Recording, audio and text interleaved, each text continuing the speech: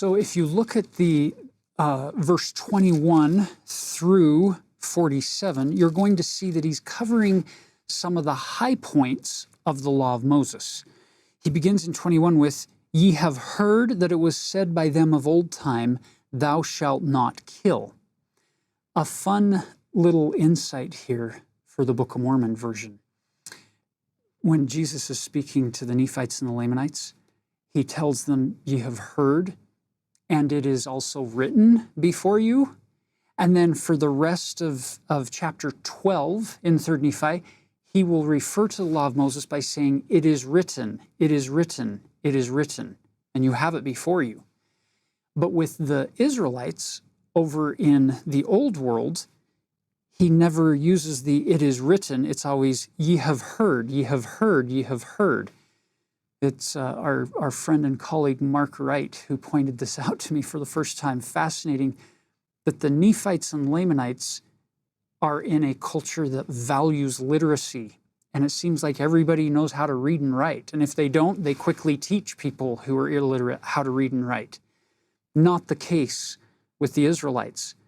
It's one of those little subtle differences between the two accounts that to me, I don't base my testimony of the prophet Joseph Smith on this kind of a thing, but knowing that the Lord gives that distinction over here is a little bit of icing on the cake. You see this beautiful contrast that actually fits the whole rest of the Book of Mormon narrative. Back to verse 21. The law, you have heard that it was said by them of old, thou shalt not kill, and whosoever shall kill shall be in danger of the judgment. And then what he does with each one of these laws of Moses is he gives them the upgrade. But I say unto you that whosoever is angry with his brother without a cause. In the Joseph Smith translation, he actually crosses out the three words without a cause, which makes it even a higher upgrade for us. He's saying, don't even be angry with thy brother. Because if you look at these comparisons between his old law telling and the higher law, new law, we call it the law of the gospel, what he's doing is he's getting away from just the outward behaviors, the things that I do or don't do, and he's taking the gospel deeper into my heart, deeper into my soul, to say, yeah, we don't want you killing people, but long before you get to that stage, don't even be angry with thy brother or thy sister. Don't allow that contention, that anger to well up inside of you that eventually might lead some of you to kill somebody. So as we go through each one of these, you'll see how he's taking the outward, and we're not getting away from the outward. We're not saying, oh, you don't need to worry about those outward behaviors anymore, because you do. But he's upgrading it with the law of the gospel to say, pay more attention to what's going on inside. Now, are you noticing how you could use the Beatitudes from episode 1 this week, and you could analyze, how am I doing on my degree to which I allow myself to become angry or offended or upset with people or with situations? And chances are, with a moment's reflection and some sincere prayer, we'll recognize there's a gap, and we'll probably feel appropriately bad about it. And you see what I'm saying. We can then use those Beatitudes to help us with each and every one of these elements in the law of the gospel that he's giving us. The next one, he jumps down to verse 27. Thou shalt not commit adultery. That's the outward stuff. Now he takes it to the inward stuff. Don't even look on another person to lust after them. Then verse 29 and 30, if thy right eye offend thee, pluck it out. Cast it from thee. If thy right hand offend thee, cut it off. Another way you could look at this is consider the eye and the hand as the chief means whereby your brain receives input through your eye, and the chief means of things you do, actions through your hand. So if there are things that you're seeing, things that are coming into your mind and into your heart that are offending the Spirit and hindering your progress along the covenant path, cut off those things. It's better to pluck out that eye than to be pulled off the covenant path. And if there are things that I'm doing, actions that I'm engaging in that are taking me off the covenant path, it's better to cut off that hand and arrive in heaven maimed than to arrive in hell whole, if that makes sense. So are you seeing there are multiple angles? These scriptures can take scrutiny from every angle, and they have lessons to teach you at different phases in your life. Hence the need to keep reading them over and over and over again. So the rest of this chapter contains upgrades on the law of Moses's provision for giving a writing of divorcement. And he's saying, don't put away a wife for any cause, save it be for the cause of fornication. So we've said before, we live in the restoration where we have modern day prophets who give us updated instructions.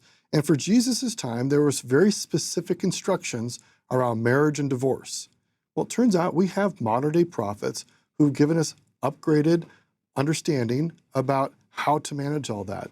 Because we live in a complex world, and sometimes there is good reason for people to no longer be married. Sometimes it's abuse or other situations. And it turns out the Lord, through his living prophets and living chosen leaders, has allowed for a variety of circumstances. So this is why we read the scriptures and we listen to the living prophets for how God would like us to live today.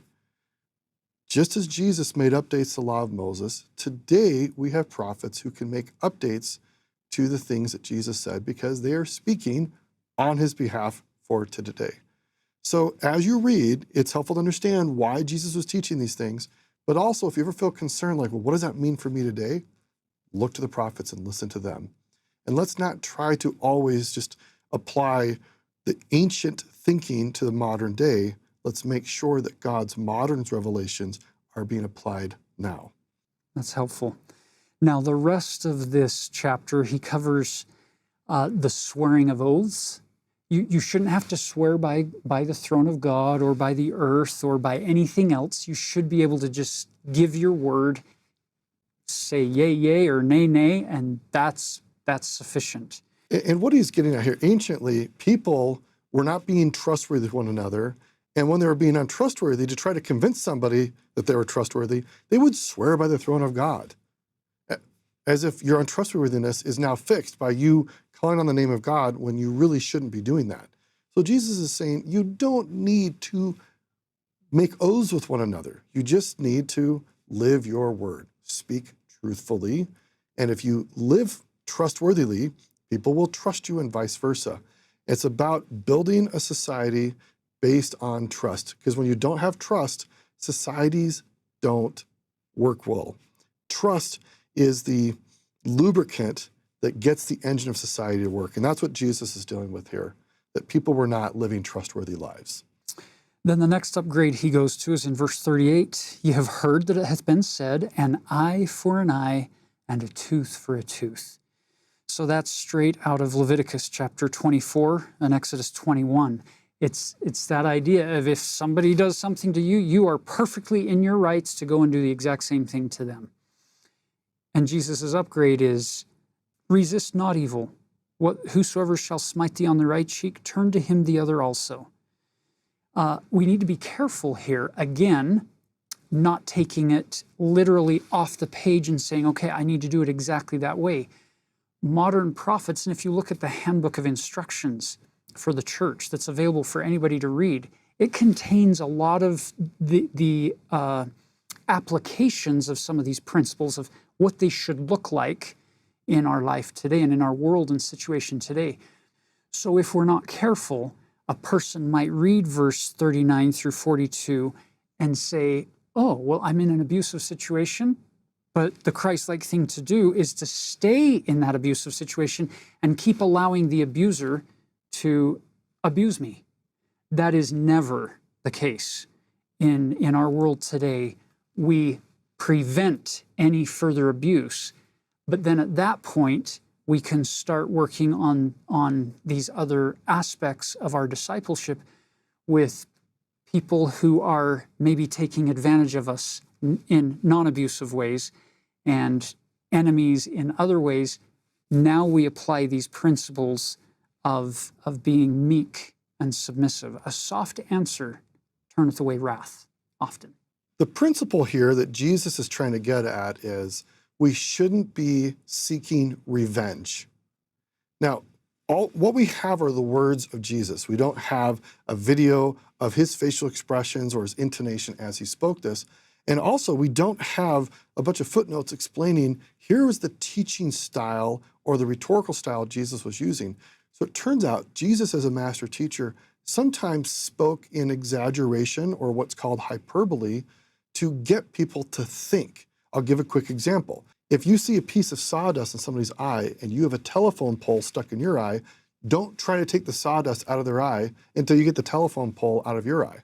Now, nobody ever has a telephone pole in their eye, but when you speak with exaggeration, it makes the principle very clear and illustrative. And we have that actually going on here with these phrases about, turn the other cheek and walk a mile. And so if you take it literally and somebody hits you, it's like, hey, go for it again. It may be that if we were there with Jesus and we said, do you really mean to let me get hit over and over again? He said, no, you're missing the teaching moment. I'm asking you not to experience revenge. Don't act vengefully or spitefully towards others. I invite you to love people and to be kind and merciful and forgiving. But I think Jesus would probably say something like, you also need to not keep yourself in situations where your body or your mind or your soul is being abused. So it's helpful for us to understand his teaching style, that it was not always meant to be literally interpreted, but he was teaching with hyperbole to make it absolutely clear for people, to get them to be thinking in new ways so they would understand there's a lesson to be learned here. So the last upgrade to the law of Moses that he gives us in chapter 5 is found starting in verse 43. Ye have heard that it has been said, thou shalt love thy neighbor and hate thine enemy. So you can see the beauty of what he says next. But I say unto you, love your enemies, bless them that curse you, do good to them that hate you, and pray for them which despitefully use you and persecute you. I don't know of anybody in the history of the world who has modeled verse 44 better, more completely, more perfectly than Jesus Christ. I love the fact that he doesn't just tell us what to do, he shows us what it looks like. Even when he's hung on the cross, after the cruel beatings and mockings and them gambling for his clothing, his raiment, the first recorded statement that we assume that we get in Scripture from him on the cross is, Father, forgive them, for they know not what they do. He's modeling, even in that moment, of what it looks like to actually love your enemies and pray for those people who are despitefully using you or persecuting you. It's a powerful model for us to follow. Now, the chapter ends with that famous verse that we opened the first episode with, verse 48, be ye therefore perfect, even as your Father which is in heaven is perfect. So notice, he didn't give you an upgrade on every element of the law of Moses in chapter 5. He gave some highlights with the idea of now there's a pattern, go and apply it to all of the rest of the law of Moses. Find the outward behaviors and follow them back into your soul to the dominoes upstream that would lead to those outward behaviors, and start working on those dominoes with my help, because I'll show you how to do this, is kind of the implication there. This verse, one way that I like to retranslate this is to say, be therefore covenantally faithful to God, even as your Father which is in heaven has been covenantally faithful and loyal to you. So that's one way of understanding this verse in a way that helps me to see the covenantal nature of all that we've been talking about so far. It's not simply a list of do's and don'ts. It's God helping us to see how to be in a covenantal relationship that builds trust and light and creates for beautiful societies.